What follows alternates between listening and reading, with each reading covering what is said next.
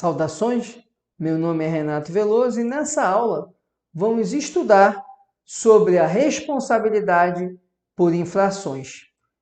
O artigo 136 traz uma regra geral em relação à responsabilidade por infrações, quando ele estipula que, salvo disposição de lei em contrário, significando o quê? Que essa norma é uma regra geral, que lei específica pode trazer uma regra diferente. Mas, regra geral, a responsabilidade por infrações da legislação tributária independe da intenção do agente ou do responsável e da efetividade, natureza e extensão dos efeitos do ato. Essa regra do artigo 136, portanto, traz uma responsabilidade objetiva pelas infrações. Na legislação tributária, não cabe perquirir a intenção do agente.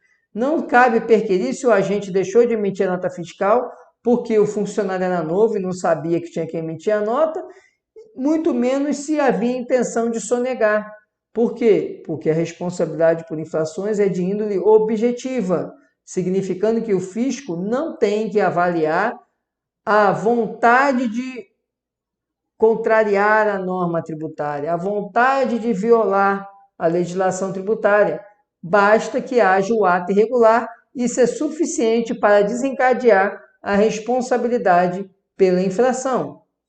Embora se trate de responsabilidade objetiva, é verdade que isso não significa que o fisco pode simplesmente lavrar a autuação sem a devida fundamentação. É preciso que ele identifique o ato e qual o amparo legal que ele está utilizando para sancionar aquele ato. E também, a responsabilidade objetiva não afasta o direito de defesa. O contribuinte vai exercer, no âmbito do processo administrativo tributário, o regular direito de defesa, para poder afastar, por exemplo, a ocorrência do ato irregular. Não poderá ele alegar, por ser de natureza objetiva, que ele apenas se equivocou e não teve intenção de violar a lei, porque a punição, a sanção, não decorre de eventual dolo, de eventual intenção do agente, e sim da simples prática do ato contrário à legislação tributária. E ainda sobre a responsabilidade por infrações, é importante conhecermos o artigo 137 do Código Tributário, que fala que a responsabilidade é pessoal ao agente e traz várias hipóteses, vamos conhecê-las. O inciso 1º nos apresenta que a responsabilidade é pessoal ao agente quanto às infrações conceituadas por lei como crimes ou contravenções, salvo quando praticadas no exercício regular de administração, mandato, função, cargo ou emprego ou no cumprimento de ordem expressa emitida por quem de direito. O que quer dizer o legislador? O seguinte, que o agente que pratica um ato que seja crime ou contravenção, esse agente responde pessoalmente pela penalidade. Vamos imaginar o seguinte, que um sócio, e não vamos nem dizer que é o sócio-gerente, um outro sócio da empresa, que não tem poderes de administração, ele chega e determina que sejam vendidas mercadorias em determinado dia que ele estava na empresa dele, sem emissão de nota fiscal. Essa conduta de comercializar mercadoria sem emitir documento fiscal configura crime na Lei 8.137. Ao fazer isso, significa que, como ele foi o agente que praticou a conduta, embora seja no interesse da pessoa jurídica, ele responde pessoalmente pelas infrações. Por quê? Porque sua conduta é uma conduta que se conceitua, se qualifica como um crime. Inciso 2º. Quanto às infrações em cuja definição o dolo específico do agente seja elementar. Vejam, embora aqui no inciso 2º ele fale em dolo elementar, não confundir com o inciso 1º.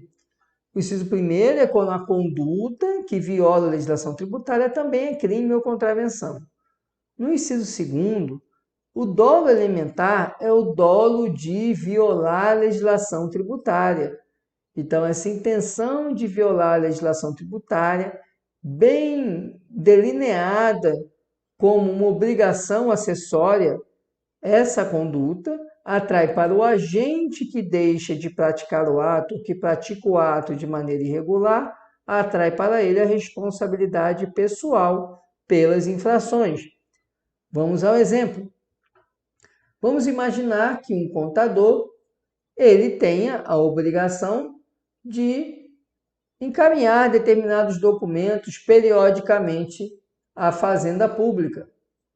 E ele, obviamente, na qualidade de contador, vamos imaginar que se tratam de documentos que não é algo novo, é algo que já era corriqueiro.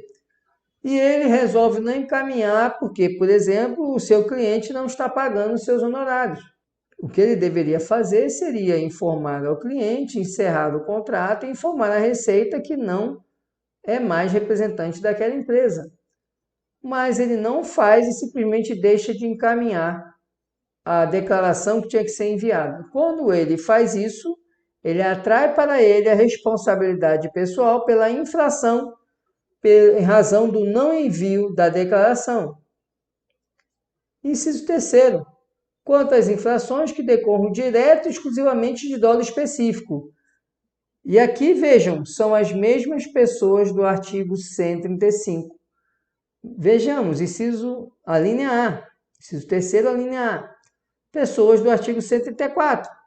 Lembram que no artigo 135, o primeiro inciso se refere às pessoas do artigo 134? A linha B, os mandatários prepostos ou empregados contra seus mandantes, proponentes e empregadores. Então, quando essas pessoas agem efetivamente contrariando os interesses dos seus mandantes, preponentes ou empregadores, eles respondem pessoalmente pelas penalidades decorrentes dessa atuação. Os diretores, gerentes ou representantes de pessoas jurídicas de direito privado, a mesma coisa. Quando esses diretores, gerentes, sócios-gerentes agem com a intenção deliberada, com o dolo específico de prejudicar a empresa, eles vão responder pessoalmente pelas infrações. Esse era o nosso conteúdo sobre a responsabilidade das infrações. Muito obrigado pela atenção. Nos vemos na próxima aula.